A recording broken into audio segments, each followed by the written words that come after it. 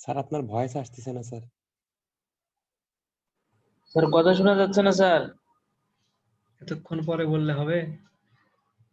আচ্ছা যাই হোক, দেখেন আমি আবার বলতেছি, এখন শোনেন তো? জি স্যার। আচ্ছা আমি বলতেছিলাম আপনাদের গত ক্লাসে এই যে মুড 1 এবং মুড 2 দুইটা আছে, এই যে মানে এই ম্যাপটার এক্সাম্পল 1, এটার মধ্যে দুইটা মুড আছে, মুড 1 এবং মুড 2। এই দুইটার মধ্যে আমি মুড 1টা দেখিয়েছিলাম গতকাল, তো সেটাই একটু আরেকবার রিভিশন দিচ্ছি আর কি। তো এইটার হচ্ছে রিভিশন দেওয়ার জন্য সূত্র যেগুলো ছিল সেগুলো এই যে উপরে লিখে দেওয়া আছে। এএসডি মেথডের সূত্র, তারপরে এলআরএফডি মেথডের সূত্র, এই সূত্রগুলো উপরে লিখে দেওয়া আছে।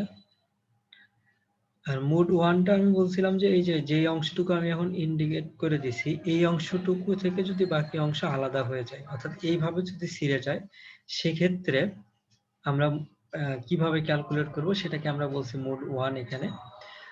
তো মুড 1 এর ক্ষেত্রে আমাদের দেখতে হবে এখানে কোন অংশে শিয়ার ফোর্স কাজ করতেছে এবং কোন অংশে টেনসাইল ফোর্স কাজ করতেছে।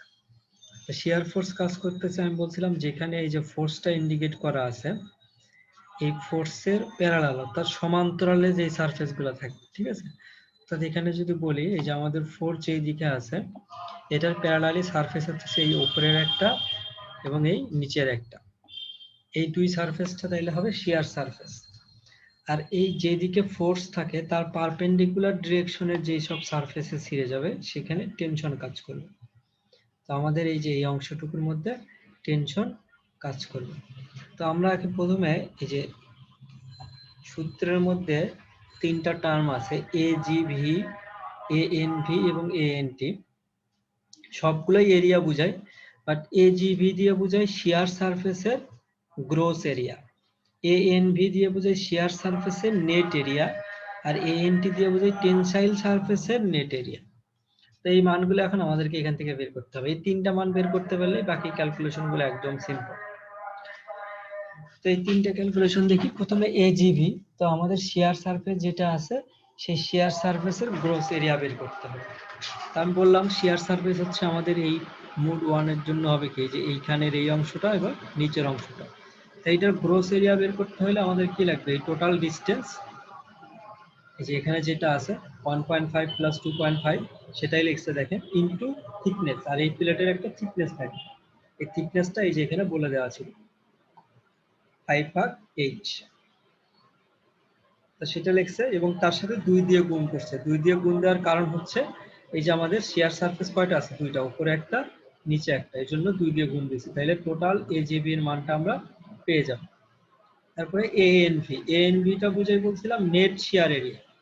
নেট শিয়ার এরিয়া মানে কি, আপনারা মিডের সময় যে নেট এরিয়া বের করছেন, এখানেও নেট এরিয়াটা বের করার সিস্টেমটা same, N equal to AG minus NDT.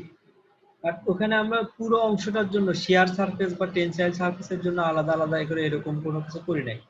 তো এখানে যখন শিয়ার সারফেসের জন্য নেট এরিয়া বের করব, তখন শিয়ার সারফেসের গ্রোস এরিয়া থেকে একটা নির্দিষ্ট অংশ বাদ দিতে হবে ওই যে বোল্টগুলোর জন্য, ঠিক আছে? সেজন্য দেখেন এএনবি ইকুয়াল টু লিখছে এজিভি, এই যে এখান থেকে যেটা বের করলাম মাইনাস এনডিটি।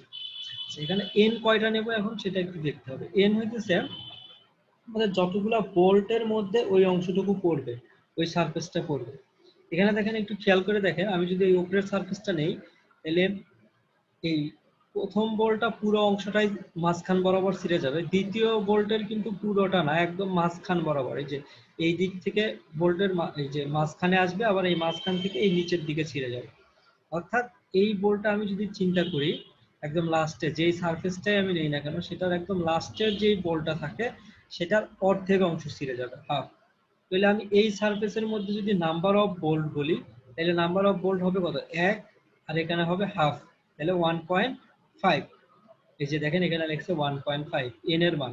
আমরা সূত্র কি ছিল, এজি মাইনাস এনডিটি, সেটাই করতেছি এখানে। এন এর মান লিখলাম 1.5, ডির মান কি হবে, ডির মান মানে হচ্ছে আমাদের যে বোল্ট দেয়া ছিল সেই বোল্টের থিকনেস, এই যেখানে বলে দেওয়া, সরি, বোল্টের ডায়ামিটার 3/4, তার সাথে 1/8 যোগ করে দিচ্ছে, ঠিক আছে? এটা হলো ডির মান। তারপরে টিটা হইতেছে কি, থিকনেস, এই প্লেটের থিকনেস তো আমাদের ম্যাথের মধ্যে বলে দেওয়া আছে 5/8, তার সাথে 2 দিয়ে গুণ দিছে, কারণ এই যে উপরে একটা সারফেস নিচে একটা সারফেস, ঠিক আছে। এই এজিভি এর সাথে কিন্তু আবার 2 গুণ দিয়েন না, কারণ এজিভি যখন বের করছি তখন কিন্তু আমরা 2 গুণ দিয়েই বের করছি। জাস্ট পরের যে অংশটুকু করতেছি এনডিটি, এটার মধ্যে 2 দিয়ে গুণ দেওয়া হয়েছে। আমরা একটা সারফেসের জন্য বের করছি, ওটাকে 2 দিয়ে গুণ দিলে দুইটা সারফেসের জন্য হয়ে যাবে, ঠিক আছে। এখান থেকে ক্যালকুলেট করলে আমরা পাই 3.36। এরপরে আমাদেরকে বের করতে হবে এএনটি। এএনটিটা হচ্ছে টেনসাইল এরিয়ার জন্য। টেনসাইল এরিয়া কোনটা আমাদের এই ছবির মধ্যে ছিল, এই যে এইটা ছিল টেনসাইল এরিয়া, ঠিক আছে। মানে এই অংশটুকুর উপর টেনশন কাজ করতেছে। তো এখানে কি করছে দেখেন, প্রথমে আগে সরাসরি এটার যে উইথ আছে সেই উইথটা লিখছে। উইথের মানে কত এখানে দেখেন 5। আচ্ছা, এখানে কিন্তু গ্রস এরিয়া বের করে নাই, সরাসরি নেট এরিয়া বের করছে। সেই জন্য এখানে সরাসরি আমরা যেই সূত্র শিখছিলাম W মাইনাস ND ইনটু পুরোটার সাথে থিকনেস দিয়ে গুণ, সেটা এখানে ইউজ করছে। WG হচ্ছে এখানে আমাদের এই যে 5 এখানে ইন্ডিকেট করে দেয়া আছে, মাইনাস ND। এন এর মান হবে কি, আমি বলছিলাম যেই সারফেসই নেন না কেন সবসময় লাস্টে যেই বোল্টগুলো, ওই সারফেসের লাস্টে যেই বোল্টগুলো থাকবে সেগুলোর হবে অর্ধেক করে। তো এই পাশের বোল্টের অর্ধেক, এই পাশের বোল্টের অর্ধেক, তাহলে অর্ধেক অর্ধেক মানে হাফ হাফ যোগ করলে কত হয় 1। এন এর মানটা হবে 1। দেখেন এখানে এন এর মানটা সেজন্য আলাদা করে লেখে নাই, 1 দিয়ে গুণ দেওয়া আর না দেওয়া একই কথা, সেখানে আলাদা করে আর লেখে নাই। তারপরে ডি, ডি এর মান কি আমরা জানি, বোল্টের ডায়ামিটার থাকলে তার সাথে 1/8 যোগ করতে হয়, সেটাই করছে। তারপরে পুরো অংশটার সাথে থিকনেস দিয়ে গুণ করছে 5/8। এখান থেকে আমরা এএনটির মান পেয়ে যাব। এরপরে আমাদের সূত্রের মধ্যে ছিল শিয়ার ইল্ডিং এবং শিয়ার রাপচার। এই দুইটা সূত্রের মধ্যে আমরা এই মানগুলো বসাই দেব।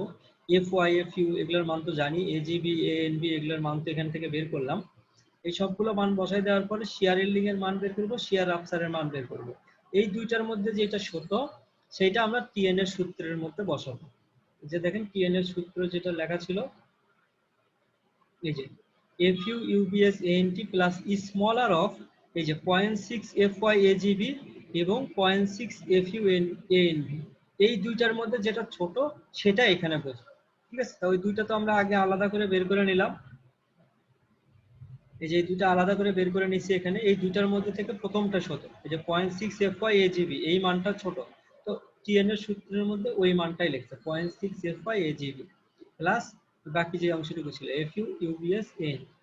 আচ্ছা, এখানে ইউবিএস এর মান হবে 1। এটা যদি পরীক্ষায় আলাদা করে উল্লেখ করা না থাকে তাহলে সেক্ষেত্রে আপনারা এটা 1 ধরে নেবেন। আর এএনটি এফইউ এর মান তো আমরা জানি, এখান থেকে বসাই দিই, এখান থেকে আমরা টিএন এর মানটা পেয়ে যাব। এটা গেল মুড 1 এর জন্য। আবার সিমিলার আমরা মুড 2 এর জন্য দেখব। মুড 2 তে এসে দেখি ফেইলিওর প্যাটার্নটা কি রকম। দেখেন এই দুইটার মধ্যে পার্থক্য হচ্ছে, এটা কি হয়েছিল, এই মাঝখানের অংশটা এখানে ছিঁড়ে মনে করেন রয়ে গেছে আর বাকি অংশটা আলাদা হয়ে গেছে। আর নিচেরটার ক্ষেত্রে কি হয়েছে, এই যে এই উপরের অংশটা আর এই নিচের অংশটা ধরেন এখানে রয়ে গেছে আর মাঝখানের বাকি অংশটুকু আলাদা হয়ে ছিঁড়ে চলে গেছে। এইরকম যদি ফেইলিওর প্যাটার্ন হয় সেক্ষেত্রে আমাদেরকে টেনশন সারফেস কোনটা এবং শিয়ার সারফেস কোনটা সেটা আমাদেরকে বের করতে হবে। এখানেও দেখেন সিমিলার, আমি যেটা বলছিলাম ফোর্স যেই বরাবর সেই বরাবর যেই সারফেস এটা হবে কি শিয়ার সারফেস। সো এটা হবে শিয়ার সারফেস, নিচের এই অংশটাও হবে শিয়ার সারফেস। আর টেনসাইল সারফেস হবে কোনটা, এই যে এই উপরের অংশটুকু আর এই যে নিচের এই অংশ ভার্টিক্যাল অংশটুকু, এগুলো হবে টেনসাইল সারফেস, মানে এই অংশটুকুর উপর টেনশন কাজ করতেছে। তো দেখেন আগের যেই ম্যাথটা ছিল এখানকার যেই শিয়ার সারফেসটা ছিল আর এখানের শিয়ার সারফেস দুটো কিন্তু সেম। এই দেখেন এটার চওড়া কত, এই যে এখান থেকে এই পর্যন্ত এটার যে উপরে মানগুলো দেখেন দুটো যোগ করলে হয় 4। সিমিলার এখানেও কিন্তু সেম ছিল এবং ভোল্টের সংখ্যাও সেম, প্যাটার্নটাও সেম। সো সেজন্য এই মোড 2 এর ক্ষেত্রে এজিভি আর এএনবি নতুন করে ক্যালকুলেট করতে হবে না, যেহেতু শিয়ার সারফেস একই আছে, ভোল্টের সংখ্যাও একই আছে। তাইলে কি হবে, এখানে যে এজিবি এবং এএনবি বের করছি মানে শিয়ার সারফেসের যে দুইটা মান বের করছি ওই দুইটা মান হুবহু সেম থাকে, যেহেতু আমাদের এই এরিয়াটা চেঞ্জ হয় নাই। বাট টেনসাইল এরিয়াটা চেঞ্জ হয়ে গেছে। আগে ছিল কি এই মাঝখানের অংশ টেনসাইল এরিয়া, এখন হয়ে গেছে কি এই যে উপরের একটু অংশ এবং নিচের একটা অংশ। এই জন্য কি হবে, টেনসাইল এরিয়ার জন্য আলাদা করে এএনটি এর মান বের করতে হবে, বাট এজিবি এবং এএনবি আলাদা করে বের করতে হবে না, যেহেতু এটা আগেরটার মতো। তো এএনটি কিভাবে বের করতে দেখি, আমাদের টেনসাইল সারফেসের যে উইডথ ছিল এই উইডথটা কত, এই যে এখানে দেখেন এইটুকু আর ওই উপরের এইটুকু, এইটার মানগুলো এই যে পাশে লেখা আছে 1.5 আর নিচেও লেখা আছে কত 1.5। তাহলে এই যে করছে কি দেখেন 1.5 প্লাস 1.5, এটা দুটো যোগ করলে হবে 3 মাইনাস এনডি। এন এর মান হবে কত? আমি বলছিলাম যেমন ধরেন এই অংশটা আমি নিচ্ছি, এখানে নিলে কি হবে আমি বলছিলাম সারফেসের লাস্টের যেই বোল্ট থাকবে সেটা নিতে হবে হাফ, তো এখানে হবে কি বোল্টের হাফ। আবার সিমিলারলি এই পোর্শন যখন নেব তখনও হবে কি বোল্টের হাফ, তাহলে হাফ হাফ যোগ করলে আমাদের বাদ দিতে হবে একটা বোল্টের এরিয়া বাদ দিতে হবে, ঠিক আছে। তো এই যেহেতু এন এর মান হয় 1, এখানে আলাদা করে আর 1 লেখে নাই, ঠিক আছে, জাস্ট খালি ডির মানটা লিখছে। ডির মান হবে কি বোল্টের ডায়ামিটার তার সাথে 1/8, তারপরে পুরো অংশটার সাথে থিকনেস দিয়ে গুণ দিছে, এই যে 5/8, এটা হচ্ছে প্লেটের থিকনেস, এই যে প্লেট থিকনেস 5/8, এটা দিয়ে গুণ দিলে আমরা এখান থেকে এএনটির মান পেয়ে যাব। সিমিলারলি আবার আগের মতো যেহেতু এজিবি এবং এএনবি এর মান চেঞ্জ হয় নাই, তাইলে এই যে আমরা এখানে শিয়ার ইল্ডিং এবং শিয়ার রাপচার যে দুইটা মান বের করছি, এই দুইটা মানও কিন্তু চেঞ্জ হবে না, ঠিক আছে। এই দুইটা মান যদি চেঞ্জ না হয় তাহলে আমরা জানি টিএন এর মধ্যে কি বসাইতে হয়, এই দুইটার মধ্যে যেটা ছোট হয়, তো আমরা সরাসরি 0.6 FY AGV এটাই বসাই দিতে পারি। এই যে দেখেন এখানে লিখছে TN equal to 0.6 FY AGV plus FU UPS ANT, এখানে সবগুলোর মান বসাই দেবো। যে ANT কিন্তু যা আগে যেটা বের করছি ওটা বসাইলে হবে না, নতুন করে মোড 2 এর জন্য যে ANT বের করলাম সেটা এখানে বসাই দিতে হবে, তাহলে এখান থেকে আমরা আরেকটা টিএন এর মান পেয়ে যাব। তো দেখেন মোড 1 এর জন্য একটা টিএন পাইছি, মোড 2 এর জন্য টিএন পাইছি, এই দুইটার মধ্যে থেকে যেটা ছোট সেটা হবে আমাদের গভর্নিং ব্লক শিয়ার স্ট্রেন্থ। এসে দেখেন লাস্টে লেখা আছে অর্থাৎ governing block shear strength TN equal to 185। 185 থেকে পাইলাম, এই যে এখানে যে টিএন বের করছি আর আগের যে টিএন এর ভ্যালু ছিল এই দুইটার মধ্যে যেটা ছোট সেটা নিতে হবে এখানে, ঠিক আছে। আর এই যে টিএনটা পাইলাম এটাকে আমরা এখন এলআরএফডি এবং এএসডি মেথডে মানটা বের করব। তো এখান থেকে যদি আমরা এলআরএফডি মেথডে বের করি মান, তাইলে টিএন এর সাথে ফাই দিয়ে গুণ দিতে হবে, যে কিভাবে আমাদের যে সূত্রগুলো দেখিয়েছিলাম ওখানে লেখা আছে। এই যে দেখেন এলআরএফডি মেথডে যখন আমরা করব তাহলে টিএন এর সাথে ফাইটি গুণ দিতে হয়, আবার এএসডি মেথডে টিএন কে ওমেগা দিয়ে ভাগ দিতে হয়। ফাইটির মান হইতেছে 0.75 আর ওমেগার মান হইতেছে 2, ঠিক আছে। তো আমরা এখন সিমিলারলি এখান থেকে ওই মানগুলো দিয়ে বের করি, যে ফাই এর মান 0.75, আচ্ছা ওখানে ফাইটি লেখা আর এখানে শুধু ফাই লেখা, দুটো একই জিনিস, জাস্ট একটা ফ্যাক্টর বুঝাইছে আর কি। এখানে ফাই এর মান 0.75 তার সাথে টিএন, এই যে এখান থেকে যেটা বের করলাম গুণ করে দিলাম, তাহলে আমরা এলআরএফডি মেথডে ডিজাইন স্ট্রেন্থ মানে ডিজাইন ব্লক শিয়ার স্ট্রেন্থ পেয়ে গেলাম, আর এএসডি মেথডে ওমেগা দিয়ে ভাগ দিতে হবে, ওমেগার মান 2, এখান থেকে আমরা এএসডি মেথডে মানটা পেয়ে গেলাম। এটাই হচ্ছে আপনাদের পরীক্ষায় যদি একটা চাই, ধরেন শুধু এলআরএফডি মেথড চাইলাম, তখন জাস্ট খালি এই এক লাইন এই উপরের টিএন পর্যন্ত বের করা এটা তো করতেই হবে, তার সাথে এই যে এলআরএফডি বললে শুধু এলআরএফডি তে করবেন, আর যদি দুইটা মেথডেই উল্লেখ করতে বলি সেক্ষেত্রে দুইটা মেথডের জন্যই মান বের করবেন, ঠিক আছে। এই ম্যাথটার মধ্যে কারো কোনো কোশ্চেন আছে? লাস্টে বললেন যে গভর্নিং ব্লকের পরে যে এলএফআরডি আর এএসডি, হ্যাঁ, এই দুইটা স্যার কি বললে বের করতে হবে বললেন, ওটা বুঝিনি। না পরীক্ষায় আপনাদের উল্লেখ এগুলো হচ্ছে মেথডের নাম, এলআরএফডি একটা মেথডের নাম, এএসডি একটা মেথডের নাম। পরীক্ষার কোশ্চেনের মধ্যে আপনাদেরকে বলা থাকবে যে আপনারা কোন মেথডে বের করবেন। এই যে দেখেন এখানে লেখা আছে ইউজ বোথ এলআরএফডি এবং এএসডি মেথড, দুই মেথডেই আপনাদেরকে মান ব্লক শিয়ার স্ট্রেন্থের মানটা বের করতে হবে, তখন আপনারা এই দুইটা মান বের করবেন। এখানে যদি শুধু থাকলো ধরেন ইউজ এলআরএফডি মেথড, সেক্ষেত্রে এএসডি মেথডের এই মানটা বের করা লাগবে না, মানে এই একটা লাইন করা লাগবে না। যে এএসডির জন্য যে যদি এলআরএফডি বলে তাহলে শুধু এই এক লাইন লিখবেন, যদি দুইটাই বলে তখন দুটাই বলবেন, শুধু এএসডি বললে শুধু এএসডিটা লিখবেন, তখন এলআরএফডিটা লেখা লাগবে।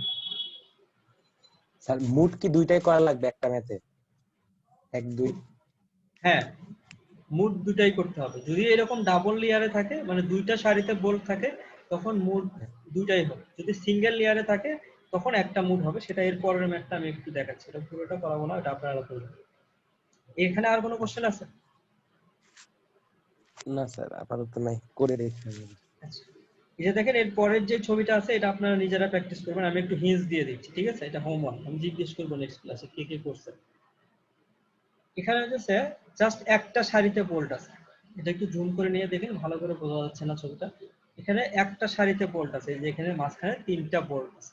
তাহলে এরকম হলে ফেইলিওর প্যাটার্ন হতে পারে, হয় নিচের দিকের অংশ এই অংশটা ছিঁড়ে চলে যাবে, অথবা এই উপরের দিকে ছিঁড়ে চলে যাবে। ঠিক আছে, যে কোনো এক পাশের অংশ ছিঁড়ে যাবে আর বাকি অংশটা রয়ে যাবে। তা এই যে এটা যেই দিকেই নেন না কেন, উপরের দিকের অংশটাই ছিঁড়ুক বা নিচের দিকের অংশটাই ছিঁড়ুক, দুইটার ক্ষেত্রেই এই শিয়ার সারফেসের এরিয়া বা টেনসাইল সারফেসের এরিয়া একই থাকে। সেজন্য এখানে দুইটা আলাদা আলাদা মুড বের করার দরকার পড়ে না।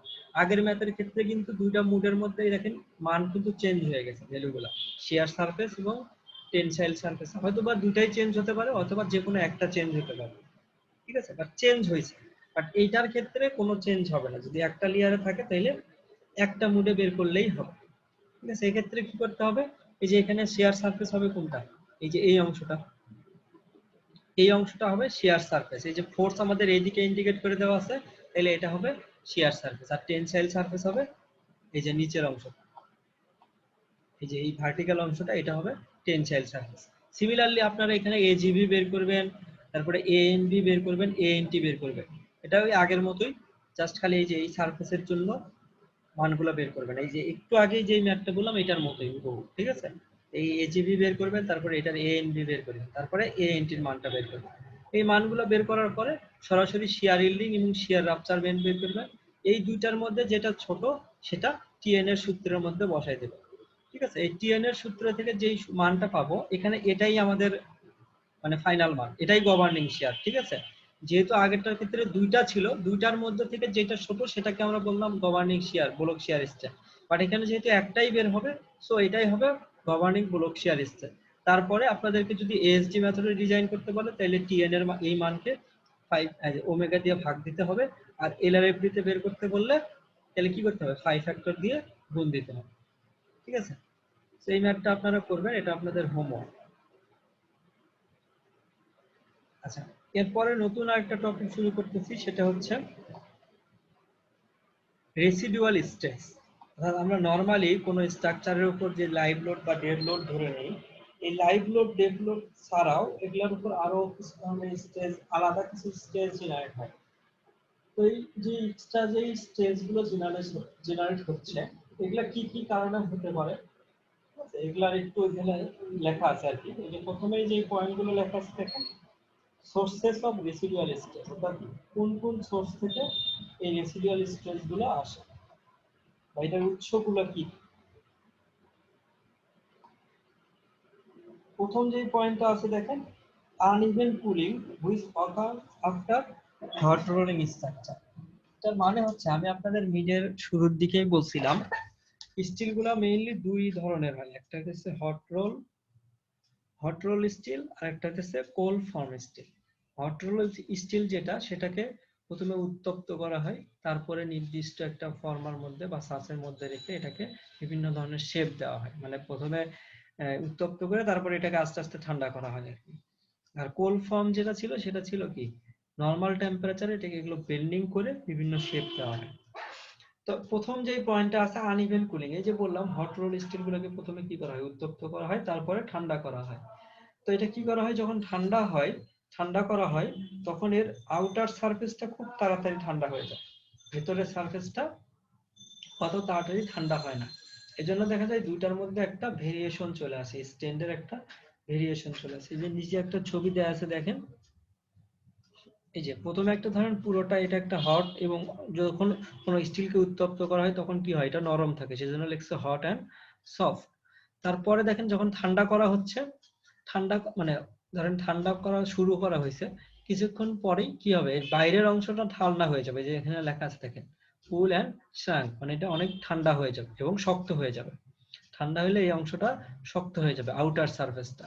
বাট ভেতরের অংশটা তখনও হট এন্ড সফট থাকবে, গরম থাকবে এবং নরম থাকবে। সো এই অবস্থায় দেখেন এখানে কি হয়েছে, বাইরের অংশটা ঠান্ডা হয়ে শক্ত হয়ে গেছে, ভেতরের অংশটা এখনো শক্ত হয়ে যায় নাই। এটাকে যদি আরো ঠান্ডা করা হয়, তখন ভেতরের অংশটাও ঠান্ডা হয়ে যায়। বাট দুইটার মধ্যে কিন্তু সেম পরিমাণ স্ট্রেস জেনারেট, মানে দুইটার মধ্যে কিন্তু একটা জিনিস অনেক বেশি হার্ড হয়ে গেছে আর একটা একটু নরম আছে, তাহলে দুটার মধ্যে কিন্তু স্ট্রেন্থ একই রকম নাই।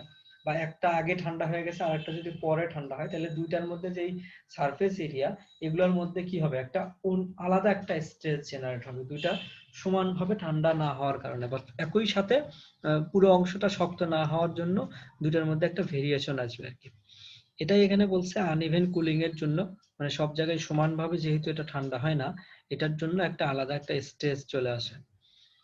আচ্ছা, এটা হইতেছে ডিপেন্ড করবে, যত বেশি থিকনেস হবে তত এইটার এই স্ট্রেসটার মান বেশি হবে, আর থিকনেস যত কম হবে তত এই স্ট্রেসটার মান কমতে থাকবে আর কি। আচ্ছা, কোল্ড বেন্ডিং আর ক্যাম্বারিং ডিউরিং ফেব্রিকেশন, এটা হইতেছে যে আরেকটা যেটা বললাম স্টিলের টাইপ, কোল্ড ফর্ম স্টিল। এই ধরনের স্টিল গুলোকে কি করা হয়, নর্মাল টেম্পারেচারে বেন্ডিং করে বিভিন্ন শেপ দেওয়া হয়। তো যখন এগুলোকে বেন্ডিং করা হয়, তখন এগুলোর কোনাগুলোতে কি হয়, একটা আলাদা একটা স্ট্রেস চলে আসে। বাঁকা করলে দেখবেন নর্মালি ধরেন কোনো একটা জিনিস প্লাস্টিক একটা নিয়ে যদি বাঁকা করেন, দেখবেন কি যেখানে বাঁকা করছেন ওই কোনায় সাদা সাদা হয়ে যায়। সাদা সাদা হয়ে যাওয়ার কারণ কি, কারণ ওইখানে আলাদা একটা স্ট্রেস আসছে, যার জন্য কি হয়েছে, ওখানে এক্সপানশন হয়েছে, ওই জিনিসটা লম্বা হয়ে গেছে ওই কোনাগুলোতে। লম্বা কেন হয়েছে, ওখানে একটা আলাদা স্ট্রেস আসছে, এই জন্যই তো ওখানে লম্বা হয়েছে। এরকম স্টিলের গুলোতেও আমরা ওইরকম নর্মালি বুঝি না, বাট যখন একটা বেন্ডিং করব তখন তো আউটার সারফেসটা একটু হলেও কিছু পরিমাণ ইলংগেশন হবেই। তো যার জন্য কি ওই ইলংগেশনটা তো এমনি এমনি হবে না, ওখানে একটা স্ট্রেস জেনারেট হচ্ছে, যার কারণেই ওই ইলংগেশনটা হচ্ছে। তো এটাই বলা আছে কোল্ড বেন্ডিং এর জন্য বা ক্যাম্বারিং এর জন্য, মানে ফেব্রিকেশনের সময় যেটা করা হয় এর জন্য একটা আলাদা স্ট্রেস চলে আসে। তারপরে যেটা আছে পাঞ্চিং অফ হোল আর কাটিং অপারেশন। তো স্টিলের মেম্বার গুলোকে যখন কাটা হয়, তখন এই যে সারফেসটাতে কাটা হইলো ওইটার আশেপাশে একটু স্ট্রেস জেনারেট হয়, মানে যখন একটা কেটে ফেলা হচ্ছে, যে অংশটা কাটা ফেলা হচ্ছে ওইটার সাথে যেই অংশটা, যেই স্টিল গুলা ওগুলার মধ্যে একটা অতিরিক্ত স্ট্রেস জেনারেট হলো, অন্য অংশগুলোর মধ্যে কিন্তু এত বেশি জেনারেট হইলো না, মানে ওখানে একটু স্ট্রেস আসলো না। তো যেই অংশটাতে কাটা হচ্ছে ওই অংশটা একটু উইক হয়ে যায়, একটা এক্সট্রা স্ট্রেসের জন্য। আবার সিমিলার এটাও হয় যখন পাঞ্চিং করা হয়, মানে অর্থাৎ হোল করা হয়, যে বোল্ট যে আমরা লাগাই, বোল্ট লাগানোর জন্য কি এখানে হোল করা দরকার, তাই হোল গুলো করার জন্য কি পাঞ্চিং করতে হয়। তো যখন পাঞ্চিং করে সেক্ষেত্রে এগুলোর মধ্যে এই যে আউটার সারফেসে, পাঞ্চিং এরিয়ার আউটার সারফেসে একটা স্ট্রেস জেনারেট হয়। 4 নম্বর যেটা আছে সেটা হচ্ছে ওয়েল্ডিং। যখন আমরা ওয়েল্ডিং করি তখন দেখবেন যে অংশটার মধ্যে ওয়েল্ডিং করা হচ্ছে ওইখানে একটু কি লাল হয়ে যায় বা উত্তপ্ত হয়ে যায়, অর্থাৎ এখানে একটা হিট জেনারেট হয়েছে। তো এখানে ওই প্রথমটার মতোই কিন্তু একটা মেকানিজম এখানে হচ্ছে, যে উত্তপ্ত হচ্ছে তারপরে আস্তে আস্তে ঠান্ডা হয়ে যাচ্ছে। তো নর্মালি ধরেন পুরো স্টিলের অংশটা ঠিকই আছে, নর্মাল টেম্পারেচারেই আছে, বাট একটা পোর্শন যেখানে ওয়েল্ডিং করা হচ্ছে ওখানে কি হচ্ছে, ওয়েল্ডিং এর জন্য কি উত্তপ্ত হয়ে যাচ্ছে, আবার সেটাকে পরে আস্তে আস্তে ঠান্ডা করা হচ্ছে। তার মানে কি এখানেও একটা অতিরিক্ত স্ট্রেস আসবে। পুরোটাই ঠান্ডা অবস্থায় ছিল, মাঝখানে অল্প একটু অংশকে আমরা উত্তপ্ত করে আবার ঠান্ডা করতেছি, তার মানে ওই অংশটুকুর মধ্যে একটা এক্সট্রা স্ট্রেস জেনারেট হবে। ঠিক আছে, এই মোটামুটি 4টা পয়েন্ট রেসিডুয়াল স্ট্রেস কোথায় থেকে আসে। তো এই 4টা পয়েন্ট গুলো একটু ভালো করে পড়বেন, এত বিস্তারিত লেখার দরকার নেই, জাস্ট এরকম পয়েন্টের নামগুলো পড়লেই হবে। এর পরের টপিক যেটা আছে স্ট্রাকচারাল ওয়েল্ড। তো ওয়েল্ডিং এর একটা সিম্পল মেকানিজম আছে, সেটা একটু বলি। এই যে দেখেন এই ছবিটার মধ্যে ওয়েল্ডিং আসলে যখন এই ওয়েল্ড বার যেটা থাকে ওটার মধ্যে দিয়ে যদি কারেন্ট পাস করানো যায় বা বিদ্যুৎ প্রবাহিত করা যায়, তখনই কিন্তু আসলে ওই ওয়েল্ডিংটা হয়, অর্থাৎ ওই একটা ধাতু গলে আর একটা ধাতুর উপর আটকে যাচ্ছে আর কি। তা এখানে যদি এর মধ্যে দিয়ে ইলেকট্রিসিটি পাস না হয়, অর্থাৎ বিদ্যুৎ যদি প্রবাহিত হতে না পারে, তাইলে কিন্তু এই ওয়েল্ডিং করা সম্ভব না। তা বিদ্যুৎ প্রবাহিত হওয়ার জন্য সবসময় একটা লুপ লাগে। লুপ বলতে বিদ্যুৎ একটা জায়গা থেকে যাওয়া শুরু করলে আবার যেন ওই পয়েন্টে ফেরত আসতে পারে, এরকম একটা পথ তৈরি করতে হবে। ঠিক আছে, এরকম যদি পথ না পাই তাহলে তার মধ্যে দিয়ে বিদ্যুৎ প্রবাহিত হয় না। নর্মালি দেখবেন আপনারা কারেন্ট শক খাওয়ার সময় যদি কেউ মাটিতে দাঁড়ায় থাকে তাইলে তাকে কিন্তু শক করে। কেউ যদি কোনো যার মধ্যে দিয়ে বিদ্যুৎ পরিবাহী হয় না, যেমন ধরেন কাঠের টুল, শুকনা কাঠের টুল বা পঞ্চের স্যান্ডেলের উপর যদি দাঁড়ায় তার কারেন্ট শক খায়, তখন দেখবেন মানে কারেন্ট ধরে তাকে খুব বেশি শক করবে না, কারণ ইলেকট্রিসিটি তার মধ্যে দিয়ে পাস করতে পারে না, তার জন্যই তাকে শক লাগে না। তা ওই সব ক্ষেত্রে এরকম ইলেকট্রিসিটি পাস করার জন্য তাকে একটা লুপ লাগবে। লুপ না পাইলে বা একটা নির্দিষ্ট পথ লাগবে, যে পথ দিয়ে সে শুরু করে আবার সেই পথ সেই পয়েন্টে যেতে পারবে। তো এটা হইতেছে কিরকম ভাবে এখানে তৈরি করা হয়, ধরেন এটা একটা ওয়েল্ডিং মেশিন, এই যে এই বক্সটা যদি ওয়েল্ডিং মেশিন হয়, ওয়েল্ডিং মেশিন থেকে একটা তার নিয়ে যায় দেখবেন নরমালি যখন ওয়েল্ডিং করা হয় একটা পাত বা একটা ক্লিপের মতো একটা যন্ত্র যেটার সাথে ওয়েল্ডিং করা হবে ওটার সাথে এমনি আটকায় রাখা হয়, ঠিক আছে। মানে ওই ধরেন একটা স্টিলের গ্রিল আছে অনেক বড়, তো ওই গ্রিলের যে কোনো এক জায়গায় ওটা আটকায় দিলেই হয়, বা ওটা খালি নরমাল ওর উপর ফালাই রাখে। আর একটা কি থাকে, আর একটা তার সোজা গিয়ে ইলেকট্রোডের সাথে আটকানো থাকে, বা এই যে যেই ওয়েল্ডিং বারটা থাকে সেটার সাথে ওই যন্ত্রটার সাথে তারটা লাগানো থাকে। তো এই ইলেকট্রোডটা বা এই ওয়েল্ড বারটা যখন এই যে স্টিলের সাথে লাগানো হয়, এটা যখন এই পয়েন্টে লাগানো হয় তখন কি হয়, এখানে একটা পথ তৈরি হয়, লুপ তৈরি হয়। লুপ মানে কি, ধরেন এই পয়েন্ট থেকে কারেন্ট যাওয়া শুরু করলো, আবার এই দিক দিয়ে ঘুরে এই দিক দিয়ে ঘুরে এটার মধ্যে দিয়ে, এটা যখন এখানে লাগানো হবে তখনই কিন্তু এই ভেতর দিয়ে এই দিক দিয়ে আবার এটার মধ্যে যেতে পারবে। তার মানে কি একটা লুপ তৈরি হবে। কিন্তু এটা যখন উপরে তুলে রাখবে দেখবেন তখন কোনো স্পার্ক হয় না, ঠিক আছে।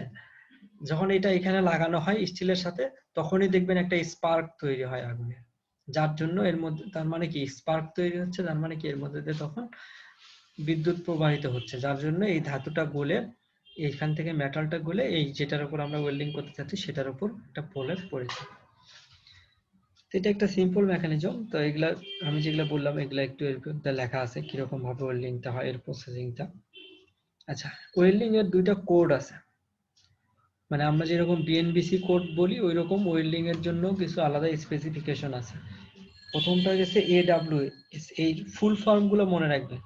এডব্লিউএস এর ফুল ফর্ম হচ্ছে আমেরিকান ওয়েল্ডিং সোসাইটি, আর একটা আছে এএসটিএম, এটা হচ্ছে American society for testing and materials. এগুলোর মধ্যে ওয়েল্ডিং সম্পর্কে বিভিন্ন স্পেসিফিকেশন বলে দেওয়া আছে। এর পরের টপিক যেটা আছে টাইপস অফ ওয়েল্ডেড জয়েন্ট।